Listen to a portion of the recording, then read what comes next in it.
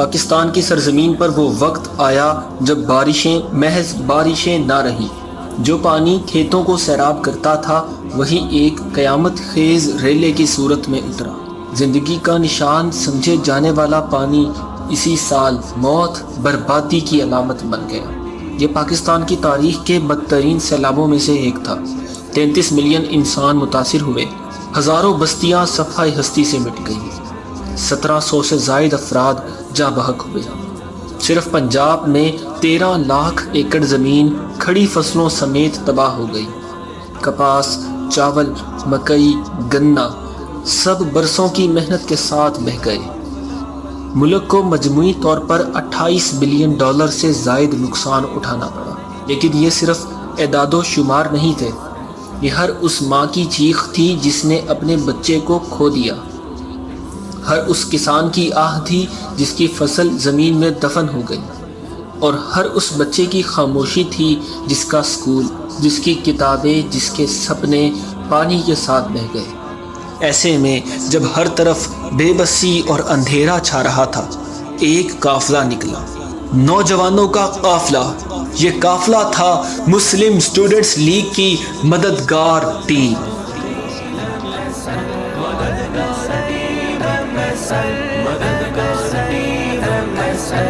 سرد گرمی دھوپ بارش یا کسی طوفان میں تنہا مت چھوڑے انہیں ہم ایسے امتحان میں، بے سہاروں کو سہارا دے کے سائبان میں، ان کے چہروں کی ہنسی کر دے ہمیں بھی سرخ رو۔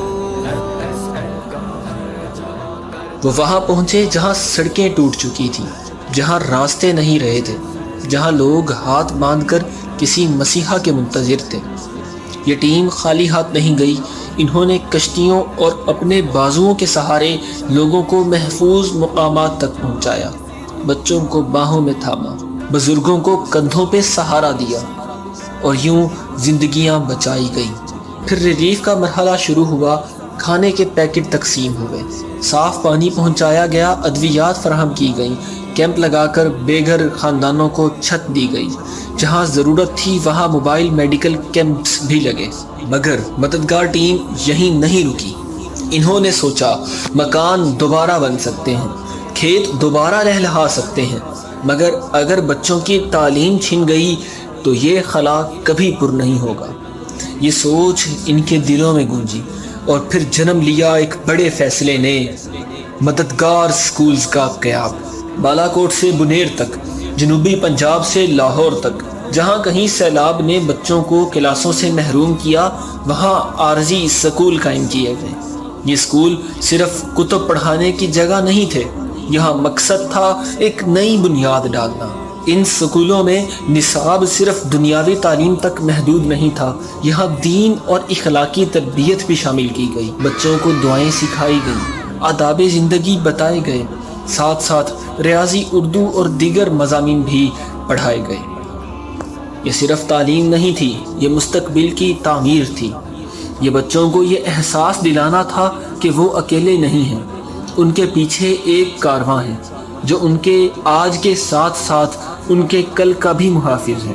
ان بچوں سے اگر کوئی پوچھے اس وقت جب سب کچھ چھن گیا تھا تمہارے ساتھ کون کھڑا تھا، تو ان کا جواب ہوگا مددگار ٹیم۔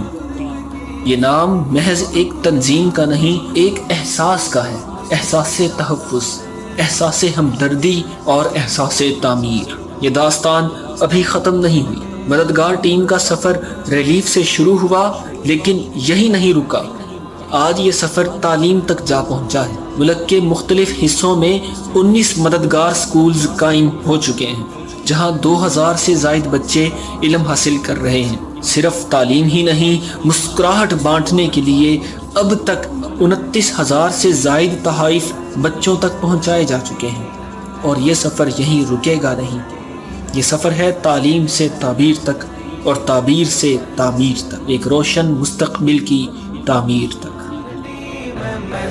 محکم یقین فتح ہے مبی کے استعارے کی طرح، ہر فرد اس ملت کا ہو روشن ستارے کی طرح ہر ڈوبنے والے کی آنکھوں میں کنارے کی طرح ہم علم اور امید کو پھیلائیں